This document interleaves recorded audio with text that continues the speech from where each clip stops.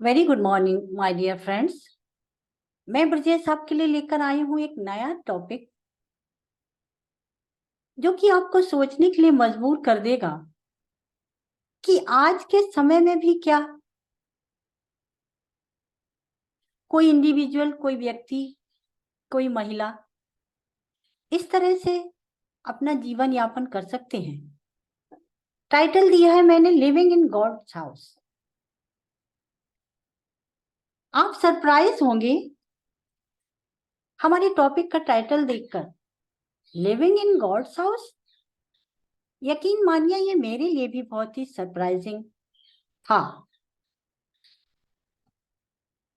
मैं बात करने वाली हूं एक ऐसी महिला के विषय में रिसेंटली जिनसे मेरी मुलाकात हुई। अब आप सोच रहे होंगे कि मैं जिससे मिली वो आपके लिए कैसे इंटरेस्टिंग हो सकता है। जरूर है, हमारे साथ जुड़िए। तो बात को लंबी ना करते हुए मैं आपको बताना चाहती हूँ कि रिसेंटली मेरी मुलाकात एक महिला से हुई।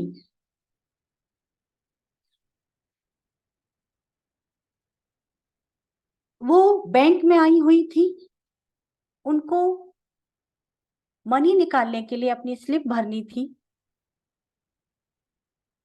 और किसी वजह से उनकी तबीयत भी ठीक नहीं थी। जब मैंने उनको देखा उस हाल में तो मैंने उनको हेल्प ऑफर की। लाइए मैं आपकी स्लिप भर देती हूँ। बहुत ही विनम्रता के साथ जब मैंने इंसिस्ट किया तो उन्हें हमारी हेल्प लेना मंजूर हुआ। बैंक का काम निपटाकर कड़ी धूप में वो अपनी छतरी के साथ बाहर खड़ी थी। क्योंकि मेरा भी काम हो चुका था तो मैंने उनसे पूछा कि क्या हुआ मैम, आप कैसे जाने वाली हैं, क्योंकि उनकी उम्र 65 साल के आसपास रही होगी, लेकिन वो काफी एक्टिव नजर आई। जब मैंने उनसे पूछा कि आप किस तरह से जाने वाली हैं तो उन्होंने कहा कि मैं टैक्सी का वेट कर रही हूँ, कोई ऑटो टैक्सी जो भी मुझे मिलेगा मैं उससे निकलूंगी। मैंने सोचा कि इतनी तेज धूप में है, मैं भी इनको अपने साथ ले जा सकती हूँ। मैंने उनको ऑफर किया कि चलिए आप मेरे साथ, मैं छोड़ देती हूँ। कारण दो थे। एक तो उनकी तबीयत मुझे बिल्कुल ठीक नहीं लग रही थी, क्योंकि वो एक कंपोज्ड पर्सनालिटी की तरह दिख रही थी, तो उनसे सवाल करना भी मुझे जायज नहीं लग रहा था। और मेरा स्वार्थ भी था कि मैं उनको और जानना चाहती थी। एक अजब तरह का आकर्षण था, अट्रैक्शन था उनकी पर्सनालिटी में। तो अपने स्वार्थ को पूरा करना भी मेरा एक हिडन एजेंडा था, जिसके चलते भी मैंने उनको ऑफर किया। मुझे लगा पहले कि शायद ये हमारा ऑफर नहीं लेंगी, बट थोड़ी देर बाद उन्होंने हमारे साथ आना ठीक समझा। बहुत ही simple, sober and I must say very attractive personality.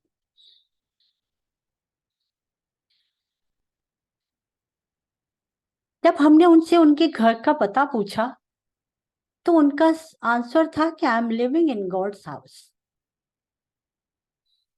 मैं सरप्राइज थी ये जवाब सुनकर। जब मैंने क्वेश्चनिंग आईज से उनको देखा, then she said smilingly, you are not getting what I am telling you.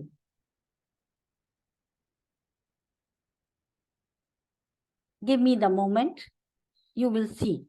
This is the name of my house, God's house. तो फ्रेंड्स, मैं भी आपको उस महिला से मिले हुए अनुभवों को बताना चाहती हूँ कि कैसे कोई 65 साल की महिला इतनी वेलकमिंग इतनी ओपन, इतनी स्ट्रेट फॉरवर्ड और इतनी सिंपल वे में गॉड से कनेक्टेड पर्सनालिटी हो सकती है। जब हम उनके घर के दरवाजे पर रुके तो मैंने देखा नेचुरल सराउंडिंग से भरा हुआ एक सुंदर सा घर, मैं कहूंगी एक बहुत बड़ा घर,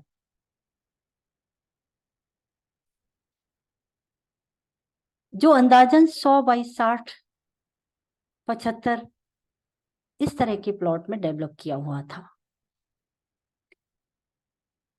जब हमारी गाड़ी रुकी, वो महिला नीचे उतरी तो उन्होंने मुझे घर आने के लिए ऑफर किया। मैंने भी सोचा थोड़ा समय इनके साथ स्पेंड करती हूँ। जब मैं उनके घर में दाखिल हुई तो एक अजब तरह की पॉजिटिविटी पूरे घर में समाहित थी। वेल मेंटेन्ड हाउस, बहुत ही साफ सुथरा, अच्छे से मेंटेन किया हुआ घर, जहां प्रकृति का भरपूर समावेश था। थोड़ी देर उनसे मिलने के बाद जब मैं वापस आई तो पूरा दिन मेरे थॉट में वही पर्सनालिटी मौजूद थी। कारण क्या था? आइए मैं बातों में कुछ हाइलाइट्स के साथ आपके साथ शेयर करती हूँ।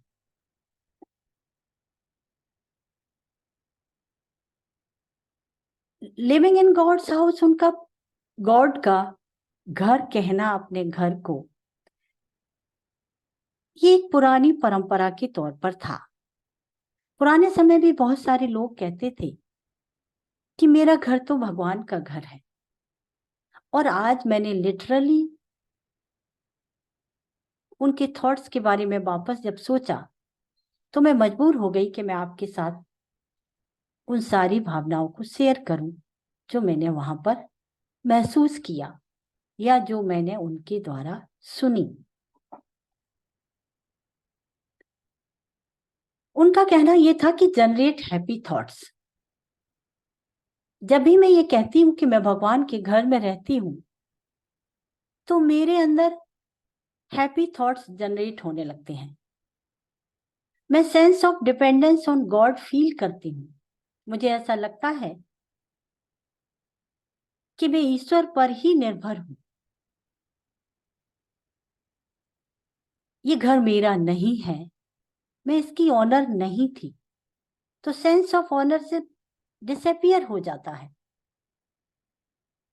जब भी मैं अपने घर में प्रवेश करती हूँ।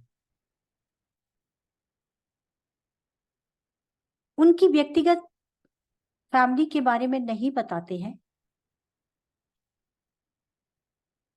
उनकी लाइक्स डिसलाइक्स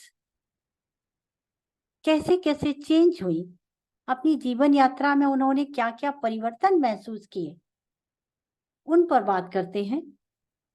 तो उनका कहना था कि हमें यहाँ पर सेंस ऑफ रियलाइजेशन जनरेट हुआ। हम किसी चीज के मालिक नहीं हैं इस धरती पर, क्योंकि ये हमें किसी न किसी के द्वारा दिया गया है। और हमारे इस दुनिया से जाने के बाद इसकी ऑनरशिप किसी और की होगी, तो किस बात की ऑनरशिप?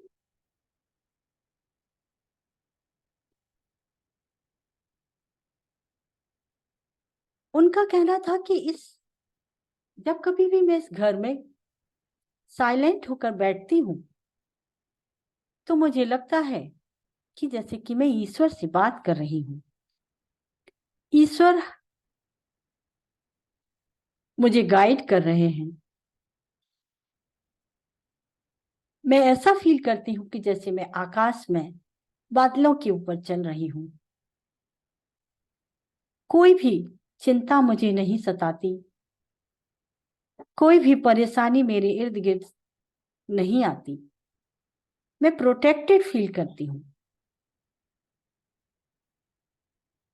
मेरे अंदर हैप्पी थॉट्स जनरेट होते हैं जिनको कि मैं अपने आसपास के लोगों में बांटती हूँ, आसपास के लोगों से शेयर करती हूँ।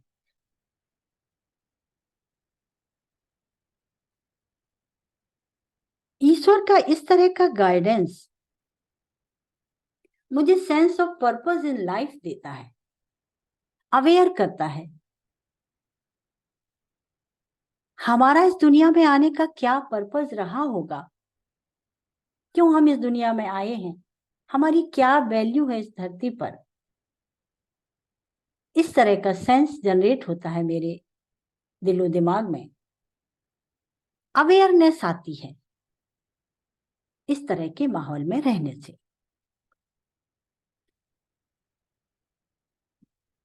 प्रोवाइड स्ट्रेंथ, उनका कहना था कि दुनिया में मौजूद हर तरह की परेशानियों से जूझने की ताकत हमें देता है मेरा घर। अब घर कोई कैसे ताकत दे सकता है? जो सवाल मेरे मन में था, जाहिर है आपके में भी होगा। तो उनका ये कहना था कि जब नेचर के साथ मैं जुड़ती हूँ, जब मैं अपने फूल पौधों को मुस्कुराते हुए देखती हूँ, चिड़ियों को चहकते हुए देखती हूँ, तो मुझे स्ट्रेंथ मिलती है। और वो स्ट्रेंथ जो कि मुझे प्रोटेक्टेड फील कराती है, नई ऊर्जा देती है, जिससे मैं वापस लोगों से मिलना शुरू करती हूँ, जो मैं अपने इर्द गिर्द के लोगों को बांटती हूँ।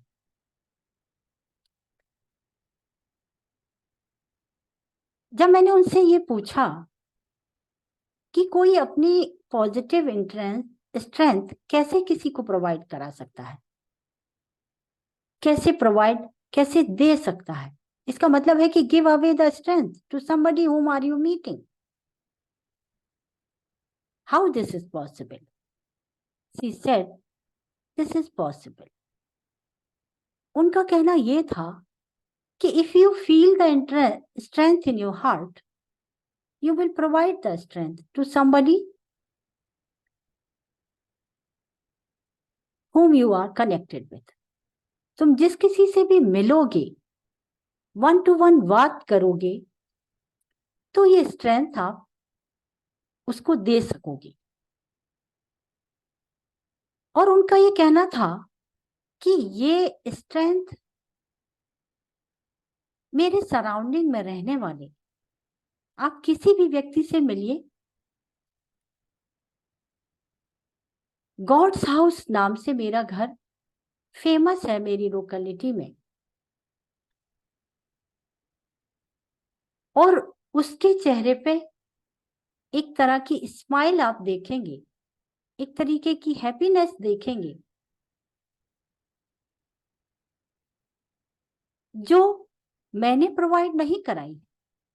मुझे ऐसे लगता है गॉड ने मुझे इंस्ट्रूमेंट बनाया है, गॉड ने मुझे साधन के तौर पे नियुक्त किया है, जो मैं दूसरों को दे रही हूं।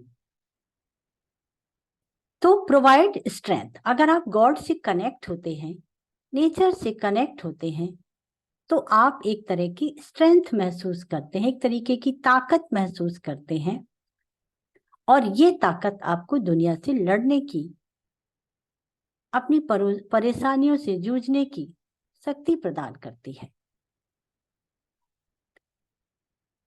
वॉचिंग योर एक्शंस, उनका ये कहना था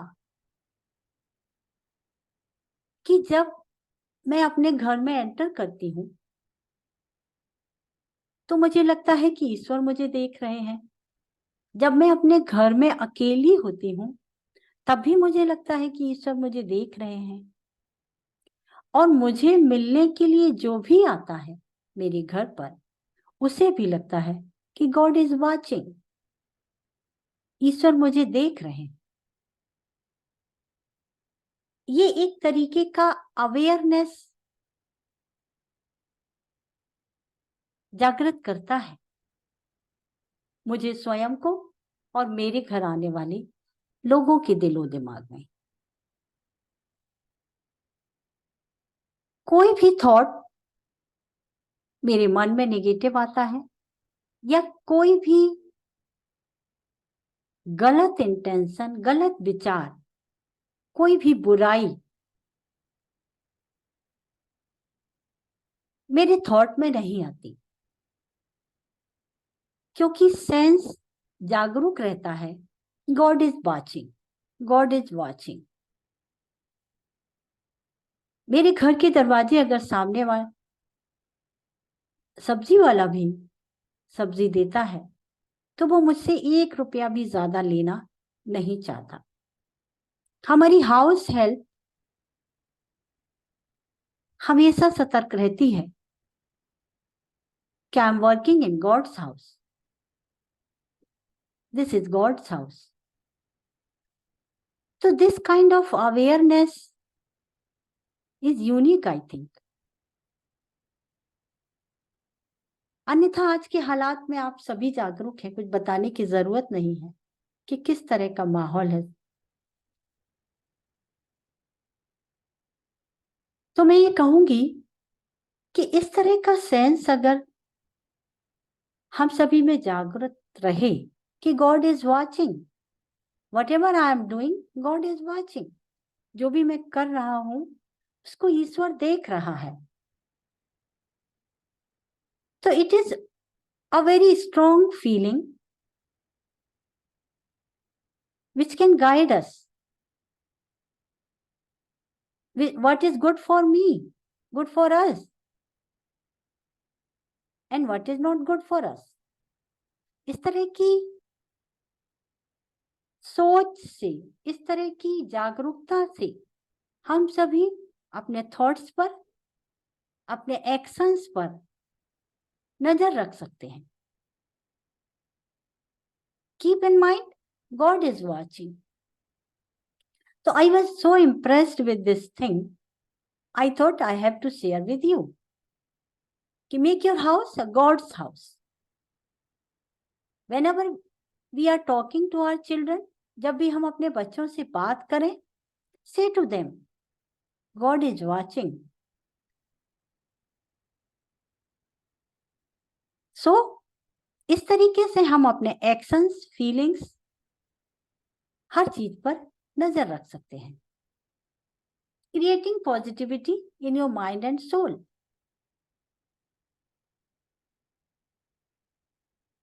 इस तरह की सोच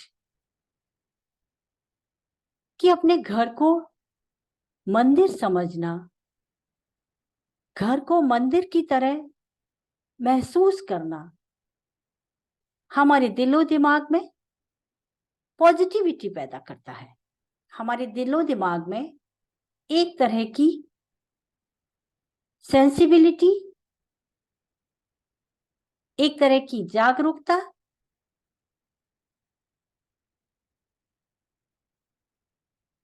पैदा करता है, जो एक शांतिपूर्ण जीवन के लिए बहुत ही अधिक आवश्यक है। कि हमारी आत्मा, हमारा शरीर अवेयर हो, हमें दुनिया के एंजॉयमेंट्स से थोड़ी देर अलग होने की आदत हो जाए। हम लाइक्स और डिसलाइक्स से ऊपर उठकर सोचने लगे। हम ये जान जाएं कि हमारी लाइफ का क्या मतलब है और हमें अपनी जिंदगी किस तरीके से जीना चाहिए, किस तरीके से आगे बढ़ानी चाहिए, किस तरीके से लोगों को वार्मली वेलकम करने के लिए रेडी रहना चाहिए, किन चीजों को लाइक करना चाहिए, किन चीजों को डिसलाइक करना चाहिए, और लाइक डिसलाइक कितना मैटर करते हैं हमारी लाइफ में, किसी चीज की ऑनरशिप कितनी मैटर करती है, किसी व्यक्ति के बिहेवियर से हमें कितना प्रभावित होना चाहिए। अगर हम अपनी आत्मा को पवित्र रखेंगे, अपने घर को पवित्र रखेंगे, अपने घर को ईश्वर का घर समझेंगे, तो निश्चित रूप से हम हर तरफ पॉजिटिविटी क्रिएट करेंगे। फ्रेंड्स, मैं ब्रजेश मिश्रा आपके साथ हूं। अपने इस वीडियो को लेकर प्लीज इस पर सोचिए, बात कीजिए और इसको शेयर कीजिए। आज वो महिला मेरी पसंदीदा दोस्तों में से एक है। इतनी अच्छी ऑरा के साथ, इतने शांतिपूर्ण ढंग से रहना, लोगों को अवेयर करना, सही गलत के विषय में सोचने के लिए मजबूर कर देना और लोगों के ओठों पर मुस्कुराहट आ जाना। God's house. You are talking about God's house? Yes, I know God's house. हाँ, she is living in that house. That is God's house. तो वो तो भगवान का घर है। क्यों नहीं हम सभी अपने भगवान, अपने घर को अपने भगवान का घर कहते हैं। आप ये मत सोचिए कि मैं आउटडेटेड बात कर रही हूं। आजकल लोग बच्चों के साथ रहते हैं तो बच्चे की आइडेंटिटी से वो घर पहचाना जाता है, पेरेंट्स की आइडेंटिटी से नहीं। बच्चे भी वही पसंद करते हैं, हम सभी भी वही मानने लग जाते हैं, जबकि होना क्या चाहिए? We all are living in God's house. अपने घर को मंदिर समझें और अपने एक्शंस पर इस तरीके से नजर रखें। Thank you very much. धन्यवाद।